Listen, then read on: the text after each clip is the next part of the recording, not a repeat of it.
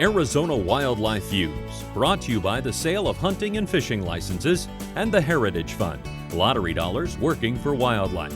Some projects made possible by the Sport Fish and Wildlife Restoration Fund.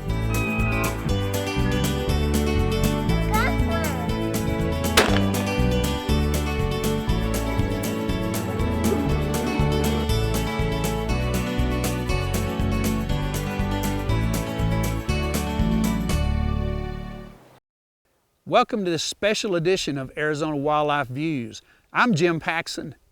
The Wallow fire burned through this area in eastern Arizona in 2011 and was the state's largest wildfire. Last week we looked at the fire and its effects on people and wildlife that live here. Tonight we'll show you the steps it will take to help the forest recover as we continue to examine the nature of fire.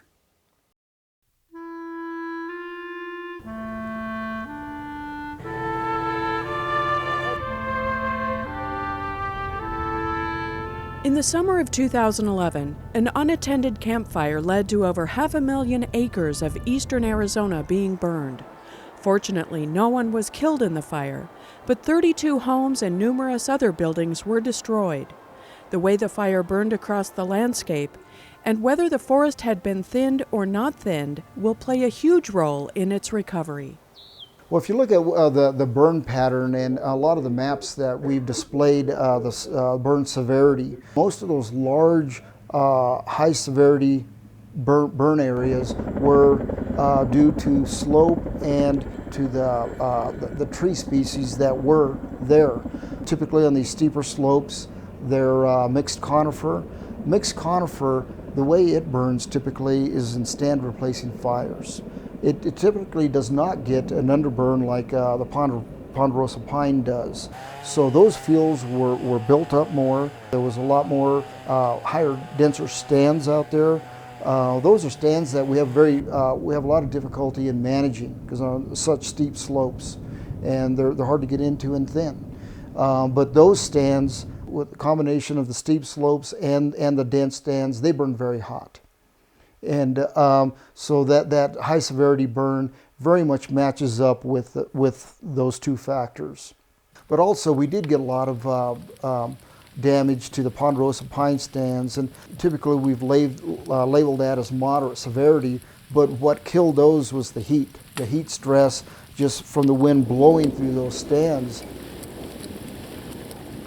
Some would stand right where I'm standing and see only destruction. All the trees are dead. But to Mother Nature, it's simply a change. And this is a starting over. There's new growth here. The ground's still here. It's still productive. And we're seeing aspen and grass sprout out. So it's new life for tomorrow. A lot of the areas that were burned severely were burned in mixed conifer habitat, not necessarily in the ponderosa pine. The mixed conifer habitat is a climax stage for this type of forested area. So when you remove that mixed conifer habitat, basically you start all over again. And one of the first species to colonize an open area like that is aspen. So we believe, and it is our hope, that in many areas where mixed conifer really was denuded across the landscape because of this fire, that aspen will be one of the first species to come back. And maybe within a decade or so, we'll be able to see great expanses of aspen, which has been declining across the western United States. The Wallow fire burned in an interesting mosaic. Only 29% of it was severe burn, where it killed everything. The rest of it was from moderate burn to even no burn, where fire actually jumped over areas. What this is going to do for our wildlife is it will change habitat. There will be lots of new growth that will be tender and palatable and down close to the ground, where the wildlife can make maximum utilization of the plants. Before that new growth took place, herds of elk had moved out of the fire's path and onto private land, where they made meals out of the grass and alfalfa that was meant for domestic animals. Arizona Game and Fish and its partners looked for a way to compensate the landowners whose pastures were being grazed by these unusual concentrations of displaced elk. So I contacted the Rocky Mountain Elk Foundation and the Arizona Elk Society to see if there was something they could do to help, and they immediately stepped up and said, yeah, there was something they could do to help. And between the two of them, we purchased 575 tons of hay to distribute to the private property owners who had been experiencing much increased number of elk on their private properties, and that were staying there for much longer periods than they normally do. Almost all of the people that are participating in the program have had elk on their property before. They have put up with it throughout the years, but it's not consistent. It's a few weeks here and there throughout the year, or it'll be just a few animals. Landowners who qualified for assistance would come and pick up the amount of hay they were allotted. By allowing the elk to stay on private land longer, it also gave the delicate riparian areas in the forest more time to recover. With the rains that are occurring, some places are starting to grow back within the fire already, and the elk are moving back into the burned area. What we were trying to avoid was elk having to move back into the burned area and existing solely in riparian areas. That was about the only place where we had any green at all for elk to feed on until it started raining.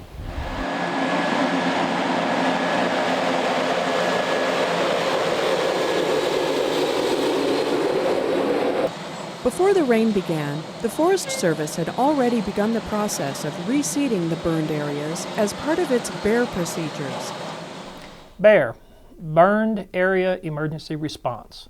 It is, it's almost like fire suppression. It's almost the same principle as fire suppression, but it's after the fire is contained, and it is the protection of life, health, and property. The first part is the assessment for bear. So the team, we had a multiple agency team that come in, and they assess the impacts or the risks of the area. Everything from flooding to soil movement, just things that would put a condition on life and property. And so what the bear team would do, they come in and do the assessment, and then they actually do the implementation. We seeded about 88,000 acres, I believe, on the high-intensity fire steep slopes, and we mulched about 34,000 acres, which of course were the slopes and the intensities that were closest to subdivisions or neighborhoods or communities. That's where we had to concentrate. We'd still be out there if we were to do all of it. So we had to pick and choose, and we picked the priorities that would provide us the most protection for life and property issues. Stream cleaning, hazard removal along roads, all of these activities that is still a part of the emergency. The bear actually has 1 year from the date of containment, I guess. Containment?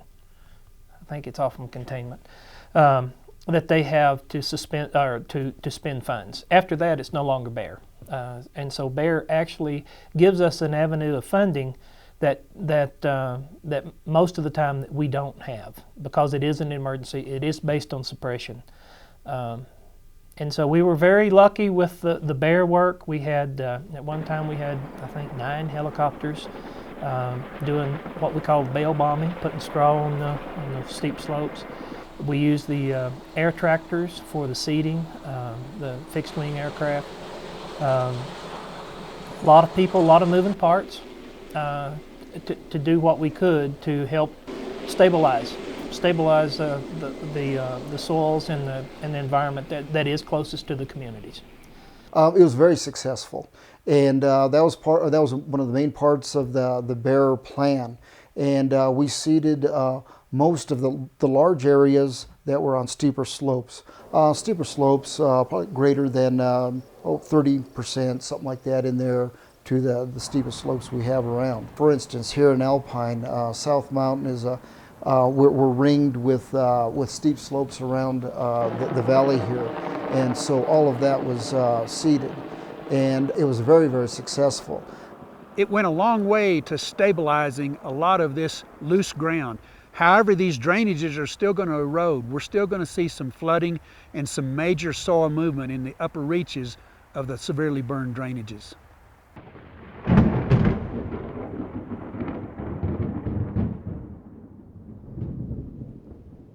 When the summer monsoons did arrive, the fire crews finally caught a break. The rains were plentiful enough to extinguish the rest of the huge fire, but mild enough that they didn't cause extensive flooding. I would say that it wasn't significant. It could have been. And some people say, well, it's pretty significant in one place or another. And there are people that would argue that it was significant. But we had a relatively mild monsoon. So we still have 6 roads that are completely blocked or closed for flooding or soil movement or slide. At one time we probably had the problem with the roads is that you clean them, get them back open, comes another rain, here it comes again, it closes the road again. We just walked through here yesterday and it was very pristine and beautiful, and the ponds were all clear, and in fact the meadow we walked right across and it was beautiful, and not a half hour later it was just flooded, running, rolling, tide-like floods. It was pretty incredible. Alpine was hit pretty hard, I think more than once, I think a couple of times. But one time the motel on the north end of Alpine flooded. And I wasn't there, but I was told at first they had a very intense hailstorm, and then the rains came. And so the hail and the rain acted together. It went across the highway a couple of places, and large expanses of flood water. But it's relatively short-lived, but it is very invasive while it's there. You'd better not get in it because it'll take you downstream. And it's not only water; it's mud, logs, trash, anything that has moved overland. Unfortunately, the threat of flooding won't end with this fire season. As each year progresses, the likelihood goes down, and it's not a straight line. It's not, at 10% the first year, 20% the second year. It's really dependent on where these clouds, if they form and hold there for any length of time, we're going to have problems. It's going to take years to stabilize these watersheds, and that's what it's going to take. The aspen are a great start.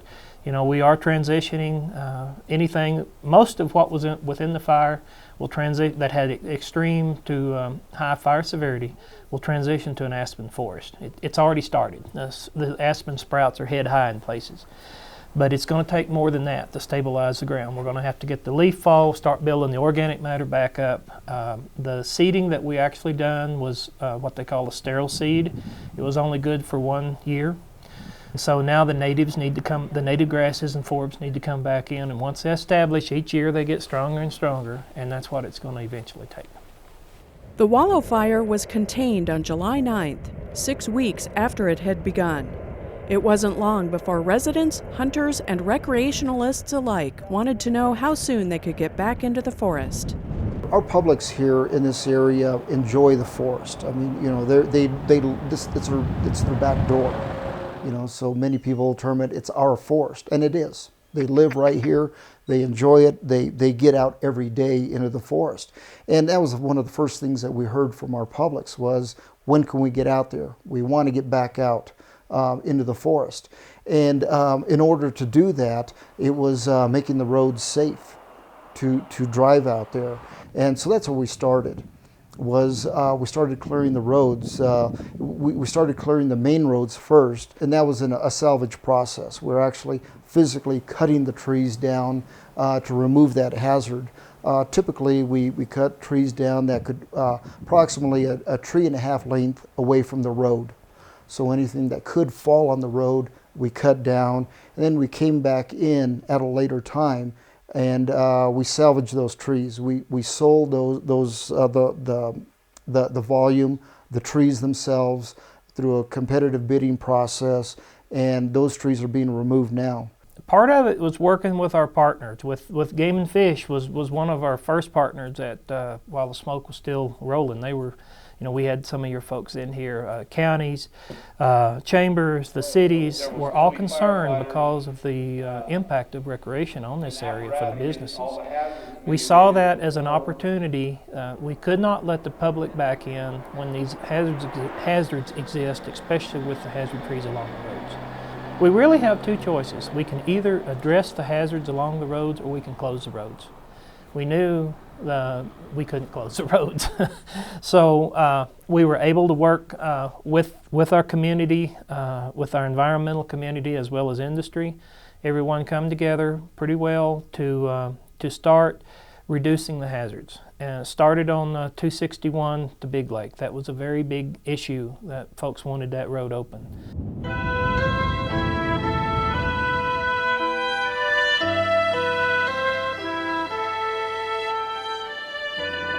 Disasters like the Wallow fire always raise the question of how did this happen, and is there anything that can be done to prevent future megafires? In 1910, 4 million acres burned in 3 days and 85 people died in the fires in Montana and Idaho. Since then, the Forest Service and other land management agencies worked real hard to put all the fires out. Only in the 80s and 90s did we begin to understand that fire had a natural role and that we had to have fire on the ground. We're busy about that, but it's going to take a while, so we'll see more megafires. We just need to get busy thinning, get busy putting fire on the ground in a controlled manner, and emulating Mother Nature. Treatment helps. There's a lot of discussion, especially lately, about whether this may not have been an uncharacteristic fire, that before settlement there probably were fires of this nature. We certainly have not helped the matter by allowing the forest to get thick. We need to treat more. Treatments, once again, like I say, it doesn't stop a fire, but it will redirect the fire's intensity. Even though the Alpine area experienced ember showers and low-intensity surface fires, only one home was destroyed. Earlier thinning and fuel reduction efforts made all the difference in the firefighters' ability to control the blaze. This was treated about 4 years ago. If the fire is coming in from one direction, it hits this particular area and drops to the ground. That's the intent of this. But it also gives fire crews that are fighting the fire a defensible or anchor point to start a burnout operation.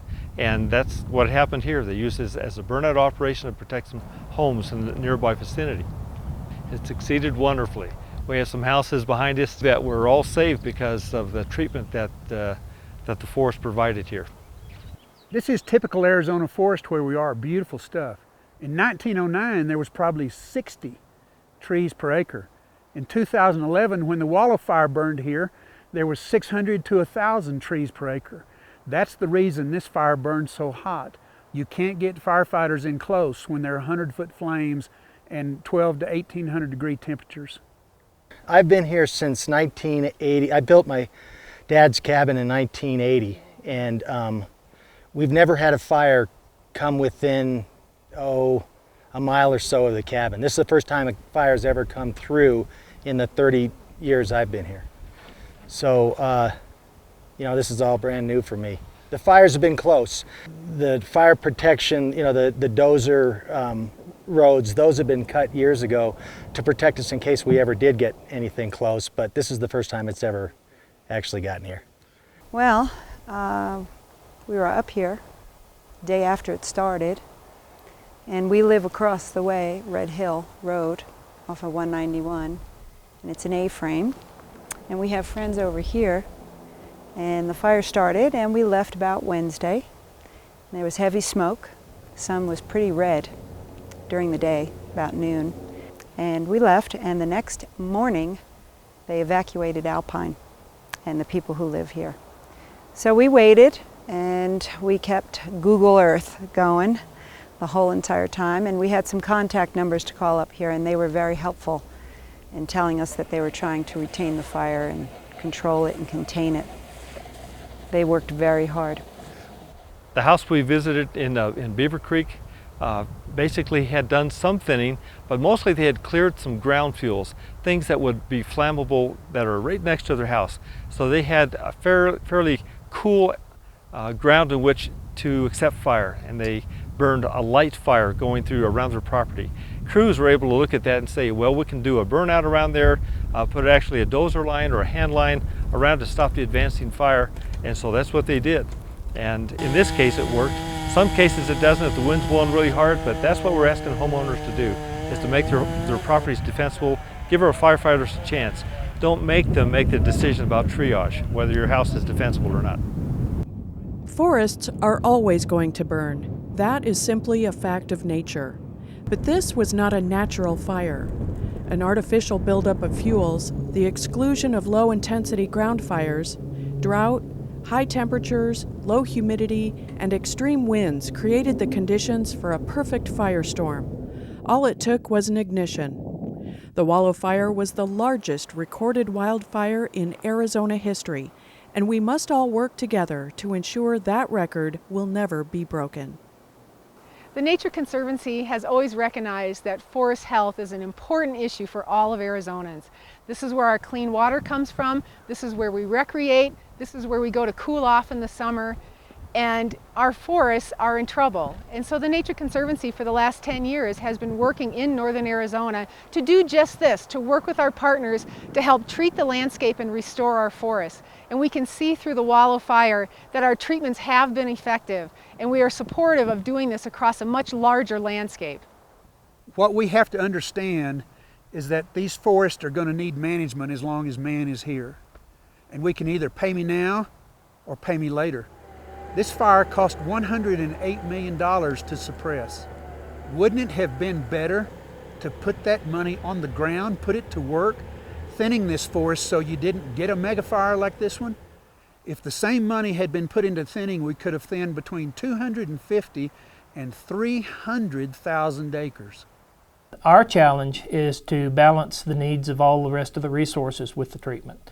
And really that's that's kind of what makes this job fun, is trying to, it's easy to get focused and you get a narrow field of view on what you're really trying to accomplish, when in the meantime you have all this other stuff, wood, water, wildlife, range and recreation flowing around that also you're having to pay attention to. So it's making that mesh and trying to keep an eye on the best strategic approach that we can to manage for fire. This is ponderosa pine country. It's going to burn. It was born with fire, and we see that it's going to continue with fire. And so our challenge is to try to do what we can to protect the people and the resources that have moved in, and moved in among what that fire type used to be. Used to, people moved, they got out of the way if the fire was coming. Now we have homes and cities and towns and cell towers and transmission lines and everything else that can't move. So that's the challenge. In his essay, The Land Ethic, Aldo Leopold wrote about the things that were used to decimate wildlands: the axe, the plow, the cow, and fire. He also wrote that the same things can be used to restore those damaged wildlands. They're merely tools. It depends on how we use them. Thanks for joining us for this season of Arizona Wildlife Views. For more information on Arizona game and fish, please visit our website. I'm Jim Paxon, for producers Carol Lynde and Gary Schafer. Thanks for tuning in.